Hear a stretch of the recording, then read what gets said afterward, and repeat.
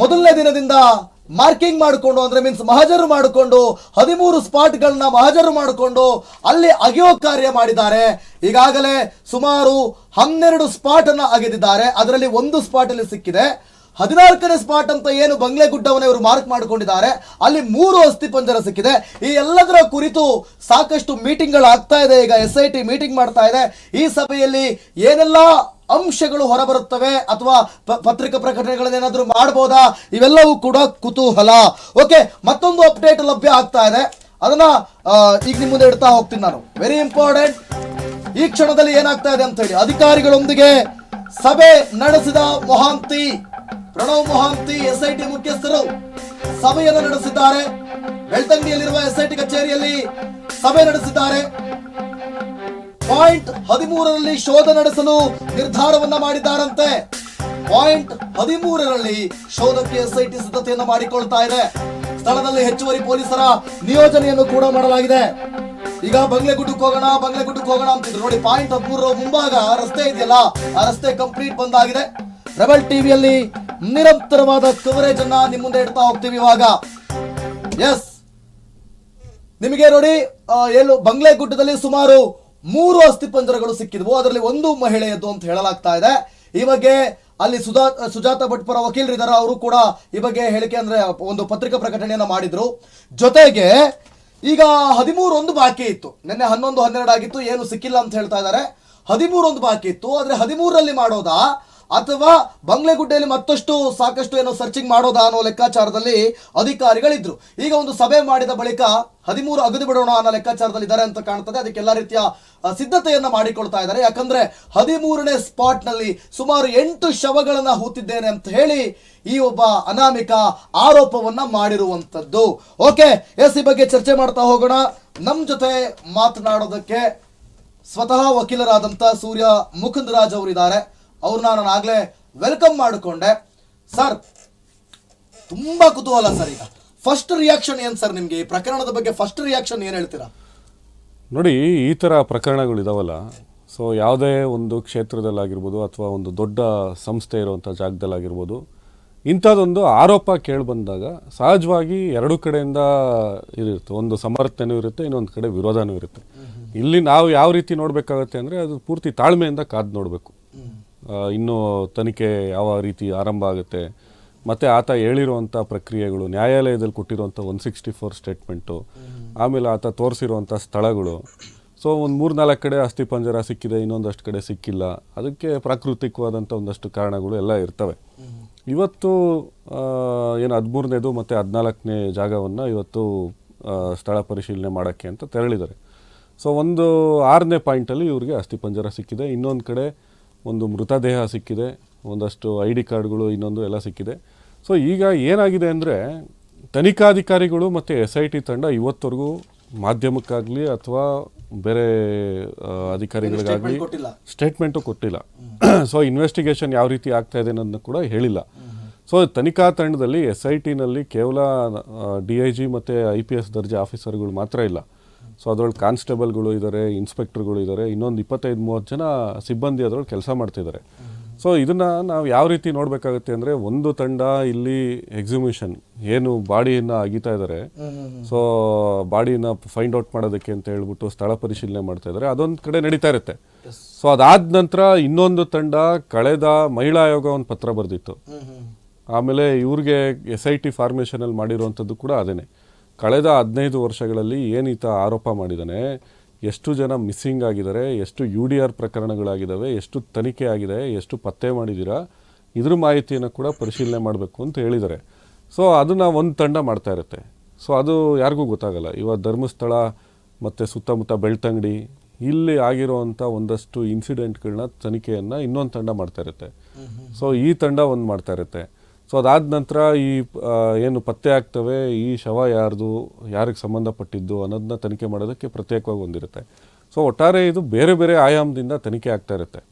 ಇಲ್ಲಿ ಪ್ರಾಬ್ಲಮ್ ಏನಾಗ್ತಿದೆ ಅಂದರೆ, ಎಲ್ಲರೂ ಒಂದೊಂದು ಅಭಿಪ್ರಾಯ, ಎಲ್ಲರೂ ಇವಾಗ ಕಾನೂನು ತಜ್ಞರಾಗ್ಬಿಟ್ಟಿದ್ದಾರೆ. ಸೊ ಎಲ್ಲರೂ ಈಗ ಇದನ್ನು ವಿರೋಧ ಮಾಡೋರು ಒಂಥರ ಹೇಳ್ತಾರೆ. ಸೊ ಪೊಲೀಸ್ ಅಧಿಕಾರಿಗಳು ಹಂಗೆ ಮಾಡಬೇಕಾಗಿತ್ತು, ಇವನು ಯಾವನೋ ಹೇಳಿಕೆನ ಯಾಕೆ ಕನ್ಸಿಡರ್ ಮಾಡಬೇಕು, ಯಾಕೆ ಅಷ್ಟೊಂದು ಇದು ಮಾಡಬೇಕು ಅವನು ಚಿನ್ನದ ಸರ ಕದೀತಾ ಇದ್ದ, ಇಲ್ಲೆಲ್ಲೋ ಇದು ಬೇರೆ ಬೇರೆ ಮಾಡ್ತಿದ್ದ, ಆರೋಪಗಳು ಮಾಡ್ತಾ ಇದ್ದಾರೆ. ನಾವೆಲ್ಲ ಇದರಲ್ಲಿ ಅಲ್ಲಿ ಯಾರೋ ಗ್ರಾಮ ಪಂಚಾಯತಿ ಅಧ್ಯಕ್ಷರು ನಮ್ಮ ಹತ್ರ ಎಲ್ಲ ರೆಕಾರ್ಡ್ ಇದೆ, ಇದಿದೆ, ಅಲ್ಲಿ ಯಾವುದೂ ಇದು ಮಾಡಿಲ್ಲ. ಮತ್ತು ರೆಕಾರ್ಡ್ ಇದ್ರೆ ಮತ್ತೆ ಇಲ್ಲಿ ಯಾಕೆ ಸಿಗ್ತಾ ಇದೆ ಅಸ್ಥಿ ಪಂಜರ? ಪ್ರಶ್ನೆನೇ ಇರುತ್ತೆ. ಎಸ್. ಸೊ ಈಗ ಅವರು ತೆಪ್ಪಗಿರ್ಬೇಕು, ಯಾರು ಏನು ಅವ್ರ ಮೇಲೆ ಏನು ಆರೋಪ ಮಾಡ್ತಾ ಇಲ್ವಲ್ಲ. ಇನ್ನೊಂದು ಈ ಕಡೆಯಿಂದ ಏನಾಗ್ತಾ ಇದೆ, ಇಲ್ಲ ಇದು ಅಧಿಕಾರಿಗಳು ಸರಿಯಾಗಿ ತನಿಖೆ ಮಾಡ್ತಿಲ್ಲ, ಅದೇನೋ ಮಾಡ್ತಾ ಇದ್ದಾರೆ, ಅಲ್ಲೆಲ್ಲೋ ಆಗಿಬೇಕಾಗಿತ್ತು, ಇಲ್ಲೆಲ್ಲೋ ಆಗಬೇಕಾಗಿತ್ತು, ಹಂಗಾಗಬೇಕಾಗಿತ್ತು, ಹಿಂಗಾಗಬೇಕಾಗಿತ್ತು ಅಂತ ಇವರು ಹೇಳ್ತಾ ಇದ್ದಾರೆ. ಸೊ ಇಬ್ಬರು ಕೂಡ ಹೇಳ್ದಲೆ, ಸೊ ಅವರು ಕುಂಬಳಕಾಯಿ ಕಳ್ಳ ಅಂದರೆ ಎಗ್ಲು ಮುಟ್ಟು ನೋಡ್ಕೊಳ್ಳೋವಂಥದ್ದು ಒಂದಷ್ಟು ಜನ ಮಾಡ್ತಾ ಇದ್ದಾರೆ, ಹಂಗೂ ಆಗ್ತಾ ಇದೆ. ಸೊ ಇವ್ರು ಏನು ಮಾಡ್ತಾ ಇದ್ದಾರೆ, ನೀನೇ ಕಳ್ಳ, ತನಿಖೆ ಸರಿಯಾಗಿ ಆಗ್ತಿಲ್ಲ ಅಂತ ಇವರು ಹೇಳ್ತಾ ಇದ್ದಾರೆ. ಸೊ ಇದು ಎರಡೂ ಯಾವುದೂ ಕೂಡ ಅಧಿಕಾರಿಗಳು ಇದನ್ನು ತಲೆ ಮೇಲೆ ಹಾಕ್ಕೊಳ್ಳಲ್ಲ. ಯಾಕೆಂದರೆ ನಿಮಗೆ ಏನಂದರೆ ಅಲ್ಟಿಮೇಟ್ಲಿ ನಿಮ್ಗೆ ಸಿಗೋದು ಇಲ್ಲಿ ಅಸ್ಥಿ ಪಂಜರ ಯಾರ್ದು, ಯಾಕೆ ಸಿಕ್ಕಿದೆ, ತನಿಖೆಯಿಂದ ಆದಾಗ ಕೆಲವೊಂದು ಸತಿ ಅನಾಥ ಶವನೂ ಆಗಿರ್ಬೋದು, ಇಲ್ಲ ಪ್ರವಾಹದಿಂದ ಕೊಚ್ಕೊಂಡಾದ್ರೂ ಬಂದಿರ್ಬೋದು, ಇಲ್ಲ ನಿಮ್ಗೆ ಅದು ಡೀಟೇಲ್ಸು ಸಿಗ್ದಲೇ ಹೋಗ್ಬೋದು, ಏನು ಬೇಕಾದ್ರೂ ಆಗ್ಬೋದು. ಸೊ ಅದು ಸಿಗೋಕ್ಕಿಂತ ಮುಂಚೆ ಫಸ್ಟ್ ಯಾರೋ ಒಬ್ಬ ನಾನು ನೋಡ್ತಾ ಇದ್ದೆ, ಅಲ್ಲಿ ಒಂದೇ ಒಂದು ಬುರುಡೆ ಸಿಕ್ಕಿದ್ರೆ ನನ್ನ ತಲೆ ತೊಗೊಂಬಂದು ಇಡ್ತೀನಿ ಅಂತ. ಸೊ ಆ ಥರ ಚಾಲೆಂಜ್ಗಳು ಮಾಡೋವಂಥದ್ದು ಯಾಕೆ? ಅತಿರೇಕದ ವರ್ತನೆಗಳು ಯಾಕೆ ಅಷ್ಟೊಂದು ಅತಿರೇಕದಿಂದ ವರ್ತಿಸ್ಬೇಕು? ತಾಳ್ಮೆಯಿಂದ ಇದ್ದರೆ ಈಗ ಒಂದು ಬುರುಡೆ ಸಿಕ್ತಪ್ಪ, ಅವ್ನು ಹೇಳಿದ ಮಾರನೇ ದಿವಸನೇ ಬುರುಡೆ ಸಿಕ್ಬಿಡ್ತು, ತೊಗೊಂಡೋಗಿ ಇಡ್ತಾನೆ ಈಗ ಬುರುಡೆನ, ಹಂಗೆ ಮಾಡೋಕ್ಕಾಗತ್ತಾ? ಸೊ ಅದಕ್ಕೆ ಇವರು ಕೂಡ ಅದನ್ನು ಯಾರದೇ ಒಂದು ವಿರುದ್ಧ ನಡೀತಾ ಇದೆ, ಯಾವುದೋ ಒಂದು ಷಡ್ಯಂತ್ರ ಅಂತ ಅಂದ್ಕೊಳ್ಳೋದು ತಪ್ಪು. ಮತ್ತು ಇನ್ನೊಬ್ರು ಕೂಡ ಇದನ್ನು ನಮ್ಮ ಇಚ್ಛೆಗೆ ಅನುಸಾರವಾಗೇ ನಡಿಬೇಕು ಅಂತ ಹೇಳೋದು ತಪ್ಪು. ಈಗ ಆತ ಬಂದು ಹೇಳಿದಾನೆ, ನ್ಯಾಯಾಲಯದ ಪ್ರಕ್ರಿಯೆ ಆರಂಭ ಆಗಿದೆ, ಸೊ ತನಿಖೆ ದಿಕ್ಕು ತಪ್ಪಾರ್ದು. ಸೊ ಇದು ಅಷ್ಟೇ. ಆಮೇಲೆ ಸರ್ ನೀವು ಇನ್ನೊಂದು ಹೇಳ್ತಾ ಇದ್ರಿ ಸರ್ ಭಾಳ ಚೆನ್ನಾಗಿ, ತನಿಖೆ ಆಗ್ತಾ ಇದೆ, SIT ಅಧಿಕಾರಿಗಳು ಯಾವುದನ್ನು ಕೂಡ ತಮ್ಮ ಮೇಲೆ ಹಾಕೊಳ್ಳೋದಿಲ್ಲ. ಈ ಸಂದರ್ಭದಲ್ಲಿ ಅದು ಯಾರೋ ಗ್ರಾಮ ಪಂಚಾಯತಿ ಅಧ್ಯಕ್ಷ ಅಂತೆ ಬಂದ್ರಂತೆ, ಅವನು ಶವಗಳನ್ನ ಹುಳಬೇಕಾದ್ರೆ ಶವಗಳ ಚಿನ್ನ ಕದೀತಾ ಇದ್ದ, ಅದಕ್ಕೆ ಆರೋಪಗಳು. ಅಂದ್ರೆ ಗ್ರಾಮ ಪಂಚಾಯತ್ ಅಧ್ಯಕ್ಷರು ಎಲ್ಲ ಒಂದು ಕಡೆ ಹೇಳ್ಕೊಂಡಂಗ ಆಯ್ತಲ್ಲ, ಹೌದು ಶವ ಊತಿಡ್ರದ್ ನಿಜ, ಅದಕ್ಕೆ ಶವಗಳನ್ನ ಕದಿತಾ ಇದ್ದ ಅಂತ ಎಲ್ಲ ಒಂದ್ ಕಡೆ ಆತನೇ ಬಾಯ್ ಬಿಟ್ಟಂಗ ಆಯ್ತಲ್ಲ. ಈಗ ಗ್ರಾಮ ಪಂಚಾಯತಿ ಅಧ್ಯಕ್ಷ ಆತ ಶವದ ಮೇಲಿರೋ ಚಿನ್ನ ಕದೀತಾ ಇದ್ದ ಅಂದಾಗ ದೂರ ಕೊಡ್ಬೇಕಾಯ್ತಲ್ಲ, ಆಗ್ಲೇನೆ ಆತನ ಮೇಲೆ ಏನಾದ್ರು ಆಕ್ಷನ್ ತಗೋಬೇಕಾಗಿತ್ತಲ್ಲ, ಯಾಕೆ ತಗೊಳ್ಳಿಲ್ಲ? ಅವನ್ನ ಕೆಲ್ಸದಿಂದ ಕಿತ್ತಾಕ್ಬೇಕಾಗಿತ್ತು, ಇಲ್ಲ ಅವನ್ಗೆ ಪೊಲೀಸ್ ಸ್ಟೇಷನ್ ಅಲ್ಲಿ ಕಂಪ್ಲೇಂಟ್ ಕೊಡ್ಬೇಕಾಗಿತ್ತು, ಇಲ್ಲ ಬೇರೆ ಏನಾದ್ರು ಮಾಡ್ಬೇಕಾಗಿತ್ತು. ಸೊ ಲೀಗಲ್ ಆಗಿ ಯಾವುದನ್ನು ಮಾಡಿಲ್ಲ. ಈಗ ಅವನ ವ್ಯಕ್ತಿತ್ವ ಹರಣ ಮಾಡುವಂಥದ್ದು ಇದೆಯಲ್ಲ, ಚಾರಿತ್ರ್ಯ ಹರಣ. ಸೊ ಈಗ ಅವನ ಕಾಂಡಕ್ಟ್ನ ಇವರು ಈಗಲೇ 164 ಸ್ಟೇಟ್ಮೆಂಟ್ ಏನು ಕೊಟ್ಟಿದ್ದಾರೆ ಅಂತ ಅವ್ನು ಗ್ರಾಮ ಪಂಚಾಯತಿ ಅಧ್ಯಕ್ಷಂಗೂ ಗೊತ್ತಿಲ್ಲ, ಆ ಪ್ರಕರಣವನ್ನು ವಿರೋಧ ಮಾಡ್ತಾ ಇರೋರ್ಗೂ ಗೊತ್ತಿಲ್ಲ, ಆಮೇಲೆ ಆ ಪ್ರಕರಣದ ಪರವಾಗಿರೋರ್ಗೂ ಗೊತ್ತಿಲ್ಲ, ನನಗೂ ಗೊತ್ತಿಲ್ಲ, ನಿಮಗೂ ಗೊತ್ತಿಲ್ಲ. ಅವನು ಇದು ಆಗಿರೋದೇನು ಅಂದರೆ, ಈಗ ಮಹಿಳಾ ಆಯೋಗಕ್ಕೆ ಒಂದು ಇದಿತ್ತು, ಒಂದು ಬದ್ಧತೆ ಇತ್ತು. ಅವರು ಅಧ್ಯಕ್ಷರು ನಾಗಲಕ್ಷ್ಮಿ ಚೌಧರಿ ಅವರು ಒಂದು ಪತ್ರ ಬರೆದ್ರು. ಯಾಕೆಂದರೆ ಆತ ನ್ಯಾಯಾಲಯದಲ್ಲಿ ಹೇಳಿಕೆ ಕೊಟ್ಟಿದ್ದಾನೆ, ಇಲ್ಲಿ ಅನೇಕ ಜನ ಹೆಣ್ಮಕ್ಳು ಶವವನ್ನು ಊತ್ತಿಡಲಾಗಿದೆ, ಅತ್ಯಾಚಾರ ಆಗಿದೆ ಅಂತ. ಅದು ಗಂಭೀರವಾದಂಥ ಆರೋಪ. ಸೊ ಅದು ತನಿಖೆ ಆಗಲಿ ಅಂತ ಪತ್ರ ಬರೆದ್ರು. ಸರ್ಕಾರ ಅದನ್ನು ಪರಿಗಣಿಸ್ತು, SIT ರಚನೆ ಮಾಡ್ತು. ಈಗ ಪ್ರಜ್ವಲ್ ರೇವಣ್ಣ ಪ್ರಕರಣ, ಅದನ್ನು ಆರಂಭದಲ್ಲಿ ಕುಮಾರಸ್ವಾಮಿ ಅವರು ಯಾವ ರೀತಿ ಸಮರ್ಥನೆ ಮಾಡ್ಕೊತಾ ಇದ್ರು, ಏನು ಹಾಗೇ ಇಲ್ಲ, ಇವ್ರು ಯಾರು ಇದು ವಿರೋಧಿ ಪಕ್ಷಗಳು ಮಾಡಿರುವಂತ ಕುತಂತ್ರ, ಷಡ್ಯಂತ್ರ ಇದು DK ಶಿವಕುಮಾರ್ ಅವ್ರು ಮಾಡ್ಬಿಟ್ಟಿದ್ದಾರೆ. ಸೊ ಪ್ರಜ್ವಲ್ ರೇವಣ್ಣಂಗೆ ಹೇಳಿದ್ರ DK ಶಿವಕುಮಾರ್, ಇವತ್ತೇನಾಯ್ತು? ಪ್ರಜ್ವಲ್ ರೇವಣ್ಣ ದೋಷಿ ಅಂತ ಹೇಳ್ಬಿಟ್ಟು ನ್ಯಾಯಾಲಯದಲ್ಲಿ ತೀರ್ಪು ಬರಲಿಲ್ವಾ? ಅದನ್ನ ಈಗ ಯಾವ ವಿಡಿಯೋ ಬಂದಿತ್ತು, ವಿಶೇಷವಾದಂಥ ತಂತ್ರಜ್ಞಾನವನ್ನು ಬಳಸ್ಕೊಂಡು ಆರೋಪಿನೇ ಕೃತ್ಯ ಮಾಡಿರೋವಂಥದ್ದನ್ನ ಮ್ಯಾಚ್ ಮಾಡಿದ್ದಾರೆ ಫೋರೆನ್ಸಿಕ್ಕಲ್ಲಿ. ಸೊ ಇವತ್ತು SIT ಮೇಲೆ ಅವ್ರ ಮೇಲೆ ಅವತ್ತು ಹಂಗೆ ಇತ್ತು. ಕುಮಾರಸ್ವಾಮಿ ಅವರು ಆರೋಪ ಮಾಡ್ತಾ ಇದ್ರು SIT ವಿರುದ್ಧ, ಪೊಲೀಸ್ನವರು ಇವ್ರಿಗೆ ಇದನ್ನ ಏನು ಸಿದ್ದರಾಮಯ್ಯ ಇನ್ವೆಸ್ಟಿಗೇಷನ್ ಟೀಮ್ ಅಂತೆಲ್ಲ ಹೇಳ್ತಾ ಇದ್ರು. ಇವತ್ತೇನಾಯ್ತು? ಸೊ ಇವತ್ತು ನ್ಯಾಯಾಲಯ ಹೆಂಗಾದ್ರೆ ಸಿದ್ದರಾಮಯ್ಯ ಅವ್ರು ಹೇಳ್ದಂಗೆ ಕೇಳುತ್ತಾ? ನಿಮ್ಮ ಕಣ್ಣು ಮುಂದೆ ನ್ಯಾಯಾಧೀಶರು 400 ಪುಟದ ಒಂದು ತೀರ್ಪನ್ನು ಕೊಟ್ಟಿದ್ದಾರೆ. ಆ ತೀರ್ಪಲ್ಲಿ ಪ್ರಜ್ವಲ್ ರೇವಣ್ಣ ಏನು ಮಾಡಿದ್ರು, ಯಾವ ರೀತಿ ಆಯಿತು, ತನಿಖೆ ಯಾವ ರೀತಿ ಆಯಿತು, ಆಮೇಲೆ ಆ ಪ್ರಕರಣದ ಸಾಕ್ಷಿದಾರರು, ಮುಖ್ಯವಾಗಿ ಸಾಕ್ಷಿದಾರರು ಏನಿರ್ತಾರೆ ಅವರು ನ್ಯಾಯಾಲಯಕ್ಕೆ ಬಂದು ಸಾಕ್ಷಿಯನ್ನು ಹೇಳ್ತಾರಲ್ಲ, ಅದ್ರ ಮೇಲೆ ಕೋರ್ಟ್ ತೀರ್ಮಾನ ತಗೋಬೇಕು. ಸಾಕ್ಷಿದಾರ ಯಾರು ಸುಳ್ಳು ಸಾಕ್ಷಿ ಹೇಳಲಿಲ್ಲ, ಇಲ್ಲ ಪ್ರಜ್ವಲ್ ರೇವಣ್ಣ ಪರ ಹೋಸ್ಟೈಲ್ ಆಗಲಿಲ್ಲ. ಸೊ ಎಲ್ಲರೂ ಸಾಕ್ಷಿ ಹೇಳಿದ್ರಲ್ಲ, ಇವತ್ತು ಆರೋಪಿ ಅಂತ ಸಾಬೀತಾಯಿತು. ಈಗ ಈತನ ಕೂಡ ಅಷ್ಟೇ ಹೇಳಿದಾನೆ. ಸೊ ಇದು ನಾಳೆ ಏನೇನು ಸಿಗ್ತಾ ಹೋಗುತ್ತೆ, ಡಿಸ್ಕವರಿ ಅಂತಾರೆ ಎವಿಡೆನ್ಸ್ ಆ್ಯಕ್ಟಲ್ಲಿ, ಹೊಸದು ಪತ್ತೆ ಆಗ್ಬೋದು. ಈಗ ಕೆಲವು ನೀವು ಪತ್ರಿಕೋದ್ಯಮದಲ್ಲಿ ಕ್ರೈಮ್ ಜರ್ನಲಿಸಮ್ ಇದೆಲ್ಲ ನೋಡ್ಬೇಕಾದ್ರೆ ನೀವು ಪ್ರತಿನಿತ್ಯ ನೋಡಿರ್ತೀರ. ಹೌದು. 30 ವರ್ಷದ ಹಿಂದಿನ ಪ್ರಕರಣ ಪತ್ತೆ ಆಯ್ತು. ಓಪನ್ ಆಗೋದು. ಆಮೇಲೆ ಅವನೆಲ್ಲೋ ಬಾರಲ್ಲಿ ಒಬ್ಬ ಕುತ್ಕೊಂಡು ಕುಡಿತಾ ಇರ್ತಾನೆ. ಅವನಿಗೆ ಅವತ್ತು ಏನೋ ಫೀಲಿಂಗ್ ಆಗ್ಬಿಟ್ಟು ಗಿಲ್ಟ್ ಫೀಲ್ ಆಗಿ ಆಗ್ಬಿಟ್ಟು ನಾನು ಹಿಂದೆ ಯಾವುದೋ ಒಂದು ಕೊಲೆ ಪ್ರಕರಣ ಮಾಡ್ಬಿಟ್ಟಿದ್ದೀನಿ ಅಂತ ಅಲ್ಲೆಲ್ಲೋ ಬಾರಲ್ಲಿ ಹೇಳ್ಕೊಂತಾನೆ. ಅದನ್ನ ಯಾರೋ ಇನ್ನೊಬ್ಬ ಕೇಳಿಸ್ಕೊಂತಾನೆ. ಇನ್ನೊಬ್ಬ ಕೇಳಿಸ್ಕೊಂಬಂದು ಪೊಲೀಸ್ನವ್ರಿಗೆ ಹೇಳ್ತಾರೆ, ಬಾತ್ಮೀದಾರರಿಗೆ ಹೇಳಿದ್ರು ನಾವು ಇದನ್ನ ಪತ್ತೆ ಹಚ್ಚಿದ್ವಿ, ಇಂಥ ಬಾರಲ್ಲಿ ಕುತ್ಕೊಂಡು ಹಿಂಗೆ ಕುಡಿತಾ ಇರ್ಬೇಕಾದ್ರೆ ಎಕ್ಸ್ಟ್ರಾ ಜುಡಿಷಿಯಲ್ ಕನ್ಫೆಷನ್ ಅಂತ ಹೇಳ್ತಾರೆ ಅದನ್ನ. ಸೊ ಇದನ್ನ ಇಟ್ಕೊಂಡು ಪೊಲೀಸ್ನವರು ಎಷ್ಟೋ ಇದನ್ನ ಬಂಧಿಸಿದ್ದಾರೆ. 15 ವರ್ಷದ ಹಿಂದೆ ಆಗಿರುವಂತ ಪ್ರಕರಣಗಳನ್ನ ಇದು ಮಾಡಿದ್ದಾರೆ, ತನಿಖೆ ಮಾಡಿದ್ದಾರೆ. ಇದೆಲ್ಲ ಆಗಿದೆ. ಸೊ ಅದೇನು ಆಗಿಲ್ಲ ಜಗತ್ತಲ್ಲಿ, ಮತ್ತೆ ನಮ್ಮ ಕಣ್ಮುಂದೆ ನಡೀದೇ ಇರುವಂತ ವಿಚಾರ ಏನಲ್ಲ. ಸೊ ಈಗ ನಡೀತಾ ಇದೆ. ನಡೆಯುವಂತ ಇದ್ರಲ್ಲಿ ಈಗಲೇ ಯಾರನ್ನು ಯಾಕೆ ಒಂದು ಇದಕ್ಕೆ ಬರಬೇಕು, ಒಂದು ನಿರ್ಧಾರಕ್ಕೆ ಬರಬೇಕು? ಎಸ್ ಮುಕುಂದ್ ಸರ್, ಒಂದು ಚರ್ಚೆ ಮಾಡ್ತಾ ಹೋಗೋಣ. ಒಂದು ಅಪ್ಡೇಟ್ ಬರ್ತಾ ಇದೆ, ಜೊತೆಗೆ ಅಪ್ಡೇಟ್ ಜೊತೆಗೆ ಹಂಗೆ ಮಾತಾಡ್ತಾ ಹೋಗೋಣ. ಎಸ್ ಬನ್ನಿ, ಏನಾಗ್ತಾ ಇದೆ ಸದ್ಯಕ್ಕೆ ಧರ್ಮಸ್ಥಳದಲ್ಲಿ ಈಗ ಪ್ರಸ್ತುತ ಅಪ್ಡೇಟ್ ಇದು. ಬೆಳ್ತಂಗಡಿ SIT ಕಚೇರಿಯಲ್ಲಿ ಅಧಿಕಾರಿಗಳ ಸಭೆ ಆಗ್ತಾ ಇದೆ. DIG ಅನುಚೇತ್ ಸಮ್ಮುಖದಲ್ಲಿ SIT ಮೀಟಿಂಗ್ ಆಗ್ತಾ ಇದೆ. ಸಭೆಯಲ್ಲಿ ತನಿಖಾಧಿಕಾರಿ ಜಿತೇಂದ್ರ ದಯಾಮ ಕೂಡ ಇದ್ದಾರಂತೆ. ಆಮೇಲೆ AC ಸ್ಟೆಲ್ಲಾ ವರ್ಗೀಸ್ ಕಂದಾಯ ಅಧಿಕಾರಿಗಳು ಕೂಡ ಭಾಗಿಯಾಗಿದ್ದಾರೆ. ಕಳೆದ 10 ದಿನದ ಕಾರ್ಯಾಚರಣೆಯ ಬಗ್ಗೆ ರಿಪೋರ್ಟ್ ಅನ್ನ ಇವತ್ತು ಕೊಡಲಾಗುತ್ತಂತೆ. ಇವತ್ತು ಏನೋ ಒಂದು ಆಗುತ್ತೆ. ಇವತ್ತು ಅಧಿಕಾರಿಗಳಿಂದ ಮಾಹಿತಿಯನ್ನು ಪಡೆದುಕೊಂಡಿದ್ದಾರಂತೆ ಪ್ರಣವ್ ಮೊಹಾಂತಿ. ಆ ರಿಪೋರ್ಟ್ ಅನ್ನು ತೆಗೆದುಕೊಂಡಿದ್ದಾರಂತೆ. ಮೊಹಾಂತಿ ಸಭೆಯ ನಂತರ ಸ್ಪಾಟ್ಗೆ SIT ತಂಡ ಹೋಗ್ತಾರಂತೆ. 13ನೇ ಸ್ಪಾಟ್ ಹತ್ರ ಹೋಗುತ್ತಾರೆ ಅಂತ ಹೇಳಿ ಸಭೆ ನಡೆದ ಬಳಿಕ ರಿಪೋರ್ಟ್ ಅನ್ನ ತೆಗೆದುಕೊಂಡಂತ ಬಳಿಕ ನಾವು ಚರ್ಚೆ ಮಾಡ್ತಾ ಇದ್ವಿ, ವಕೀಲರ ಜೊತೆ ಕೂತ್ಕೊಂಡು ಚರ್ಚೆ ಮಾಡ್ತಾ ಇದ್ವಿ. ಸಭೆ ಪಾಡಿಗೆ ಸಭೆ ಆಗ್ತಾ ಇದೆ. ಅದೇನು ರಿಪೋರ್ಟ್ ಬರುತ್ತೋ ಅದನ್ನ ಕ್ಷಣದ ಮಾಹಿತಿಯನ್ನು ನಾವು ಕೊಡ್ತಾ ಹೋಗ್ತೀವಿ. ಸರ್, ನಾನು ಬಹಳ ಇಂಪಾರ್ಟೆಂಟ್ ಆಗಿ ನಿಮಗೆ ಕೇಳಬೇಕಾಗಿರೋ ಪ್ರಶ್ನೆ ಏನು ಅಂತಂದ್ರೆ, ಇದು ಸಹಜ ಸಾವೋ ಅಥವಾ ಅಸಹಜ ಸಾವೋ ಅದು ತನಿಖೆ ನಂತರ. ಈಗ ಗ್ರಾಮ ಪಂಚಾಯತಿ ಹೇಳಿದ್ರೆ ನಮ್ಮಲ್ಲಿ ದಾಖಲೆ ಇದೆ, ಇಲ್ಲಿ ಸಹಜ ಸಾವುಗಳಾಗಿವೆ. ಧರ್ಮಸ್ಥಳ ಇಲ್ಲಿ ಒಂದಷ್ಟು ನಂಬಿಕೆ, ಯಾರೋ ಬರ್ತಾರೆ ಆತ್ಮಹತ್ಯೆ ಮಾಡ್ಕೋತಾರೆ, ಯಾರೋ ಬರ್ತಾರೆ ನೇತ್ರಾವತಿ ನದಿ ತಟದಲ್ಲಿ ತೇಲ್ಕೊಂಡು ಹೋಗಿರ್ತಾರೆ ಅಥವಾ ಬೈ ಮಿಸ್ ಆಗಿ ಬಿದ್ದಿರ್ತಾರೆ. ಆ ಥರ ತುಂಬ ಆಗಿದೆ. ಹೇಗೆ ಕಾಶಿಯಲ್ಲಾಗುತ್ತೋ ಹಾಗೆ ಧರ್ಮಸ್ಥಳದಲ್ಲೂ ಕೂಡ ಆಗುತ್ತೆ. ನಾವು ಈ ರೀತಿ ಆದಾಗ ಉದಾಹರಣೆಗೆ ಬಂಗ್ಲಾ ಗುಡ್ಡದಲ್ಲಿ ಆತ್ಮಹತ್ಯೆ ಮಾಡ್ಕೊಳ್ತಾರೆ ಅನ್ನೋ ಪ್ರತೀತಿ ಇದೆ, ನಂಬಿಕೆ ಇದೆ. ನಿನ್ನೆ ಒಂದಷ್ಟು ಪೋಸ್ಟರ್ಗಳನ್ನ ನೋಡಿದೆ, ತುಂಬ ಜನ ಅದ್ರ ಬಗ್ಗೆ ಮಾತಾಡಿದ್ದಾರೆ. ಸೊ ಹೀಗಿದ್ದಾಗ ವಾರಕ್ಕೊಂದ್ಸಲಿ ಬಂಗ್ಲೆ ಗುಡ್ಡೆಗೆ ಇವರು ನೋಡ್ಬೋದಲ್ಲ, ಅಲ್ಲಿ ಏನಾಗಿದೆ ನೋಡ್ಬೋದಲ್ಲ.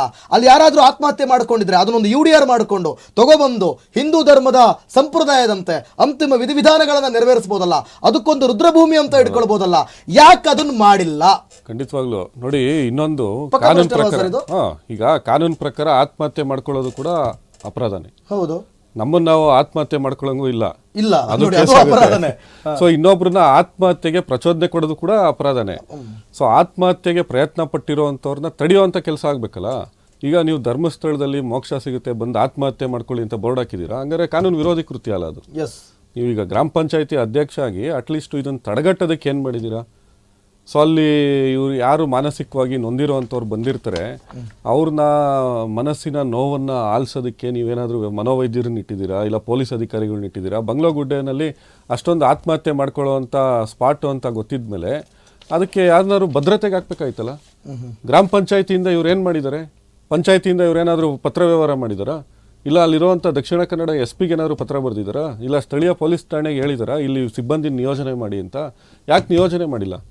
ನೀವು ಧರ್ಮಸ್ಥಳ ಸೂಸೈಡ್ ಪಾಯಿಂಟ್ ಅಂತ ಹೇಳ್ತಿದ್ದಂಗೆ ಈಗ ನೀವು ನಂದಿ ಬೆಟ್ಟ ಟಿಪ್ಪು ಡ್ರಾಪು ಮುಂಚೆ ಸೂಸೈಡ್ ಪಾಯಿಂಟ್ ಆಗಿತ್ತು.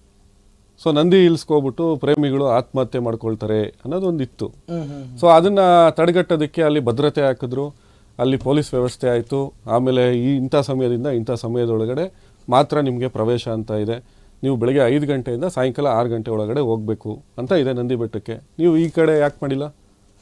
ಬೋರ್ಡ್ ಹಾಕ್ಬೇಕು ತಾನೆ, ಇದು ಅರಣ್ಯ ಪ್ರದೇಶ, ಇಲ್ಲಿ ಇಂಥ ಸಮಯದವ್ರಿಗೆ ಮಾತ್ರ ಪ್ರವೇಶ ಇರುತ್ತೆ.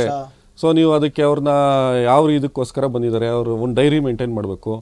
ಈಗ ಧರ್ಮಸ್ಥಳಕ್ಕೆ ಯಾರು ಬೇಕಾದ್ರೂ ಬಂದು ಸೂಸೈಡ್ ಮಾಡ್ಕೊಬೋದು, ಹಂಗಾರೆ ಕೊಲೆನೂ ಮಾಡಿರ್ಬೋದಲ್ಲ ಗುಂಪಲ್. ಸೊ ಅಲ್ಲಿ ಈ ತರ ಪ್ರತೀತಿ ಇದೆ ಅಂದಾಗ ಕೊಲೆನೂ ಆಗುವಂತ ಸಾಧ್ಯತೆಗಳಿದಾವೆ. ಅದನ್ನ ಸೂಸೈಡ್ ಅಂತ ಹೇಳ್ಬೋದು. ಸೊ ನೀವ್ ಹೆಂಗ್ ಹೇಳ್ತೀರಾ ಅದು ಸೂಸೈಡ್ ಅಂತ? ಅವ್ನು ಬಂಗ್ಲೆಗುಡ್ಡೆಗೆ ಒಬ್ಬನೇ ಹೋಗಿದ್ದ ಅಂತ ಹೆಂಗ್ ಹೇಳ್ತೀರಾ? ಅದನ್ನ ಯಾರಾದ್ರೂ ನೀವು CC ಕ್ಯಾಮ್ರಾ ಹಾಕ್ಸಿದ್ದೀರಾ? ಯಾಕೆ ಇಷ್ಟು ವರ್ಷ ಆದ್ರೂ ಒಂದು CC ಕ್ಯಾಮ್ರಾ ಹಾಕ್ಸಿಲ್ಲ? ನಾನು ಅದನ್ನೇ ಹೇಳಿದ್ನಲ್ಲ ಸರ್, ಓಕೆ ಆತ್ಮಹತ್ಯೆ ಆಗುತ್ತೆ ಅಂತ ನಿಮಗೆ ಗೊತ್ತಿದೆ ಅಂತಂದ್ಮೇಲೆ ಎಷ್ಟು ಬಾರಿ ನೀವು ಅಲ್ಲಿ ಹೋಗಿ ನೋಡಿದೀರಾ? ಅಲ್ಲ, CC ಕ್ಯಾಮ್ರಾ ಆದ್ರೂ ಹಾಕ್ಸ್ಬೇಕಲ್ಲ. ಈಗ ಬೆಂಗಳೂರಿನ ತುಂಬಾ CC ಕ್ಯಾಮ್ರಾಗಳಿದಾವೆ. ಇವತ್ತು ಧರ್ಮಸ್ಥಳದಂತ ಒಂದು ಕ್ಷೇತ್ರದಲ್ಲಿ ನೀವು ಹೊರಗಡೆ ಊರುಗಳಿಂದ ಬರುವಂಥವ್ರು ಜಾಸ್ತಿ ಇರುವಂಥ ಸಂದರ್ಭದಲ್ಲಿ ನೀವು ಯಾಕೆ CC ಕ್ಯಾಮ್ರಾ ಹಾಕ್ಸಿಲ್ಲ? ಆ CC ಕ್ಯಾಮ್ರಾ ಫುಟೇಜ್ನ ಯಾಕೆ ನೀವು SP ಕಚೇರಿಗೆ ಲಿಂಕ್ ಮಾಡಿಲ್ಲ? ಯಾಕೆ ಸ್ಥಳೀಯ ಪೊಲೀಸ್ ಠಾಣೆಗೆ ಲಿಂಕ್ ಮಾಡಿಲ್ಲ? ಇದು ನಿಮ್ಮ ಇದು ಭದ್ರತಾ ವೈಫಲ್ಯ ಅಲ್ವಾ ಇದು? ಈ ವೈಫಲ್ಯನ ಹೆಂಗೆ ಮುಚ್ಚಾಕೊಳಕ್ ಸಾಧ್ಯ ಆಗುತ್ತೆ? ಆಮೇಲೆ ಸರ್ ಸೌಜನ್ಯದಂತ ಪ್ರಕರಣ ಆದ್ಮೇಲೂ ಮಾಡ್ಲಿಲ್ವಲ್ಲ? ಅದೇ ಈಗ ಸೌಜನ್ಯ ಪ್ರಕರಣದಷ್ಟೊತ್ತಿಗಾಗಲೇ CC ಕ್ಯಾಮ್ರಾಗಳು ಬಂದಿದ್ವು. ಆಮೇಲೆ ಅಷ್ಟೊತ್ತಿಗೆ ನಿರ್ಭಯ ಅತ್ಯಾಚಾರ ಪ್ರಕರಣ ಆಗಿತ್ತು. ನಿರ್ಭಯ ಅತ್ಯಾಚಾರ ಪ್ರಕರಣ ಆದ ನಂತರ ಇಡೀ ದೇಶ ಪೋಕ್ಸೋ ಕಾಯ್ದೆನ ಜಾರಿಗೆ ತಂದ್ರು. ಸೌಜನ್ಯ ಅತ್ಯಾಚಾರ ಪ್ರಕರಣ ಕೂಡ ಪೋಕ್ಸೋ ಕಾಯ್ದೆ ಒಳಗಡೆ ಬರಬೇಕು, ಯಾಕೆಂದ್ರೆ 18 ವರ್ಷದ ಒಳಗಡೆ ಇರುವಂತ ಹೆಣ್ಮಗಳು.